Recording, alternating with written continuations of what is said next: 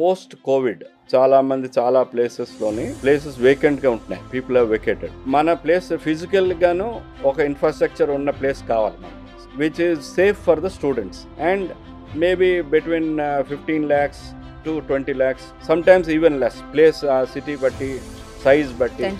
మాది టిపికల్గా ఏంటంటే 1200 to 1500 to 2500 square feet is the most ideal size. So ఆ బట్టి maybe between 15 to 20 lakhs cost ఉంటుందన్నమాట దీనికి. అయితే రిటర్న్ ఆన్ ఇన్వెస్ట్మెంట్, మీరు మన చార్ట్ అకౌంటెంట్ కాబట్టి మీరు రిటర్న్ ఆన్ ఇన్వెస్ట్మెంట్ అని మాట్లాడతారు.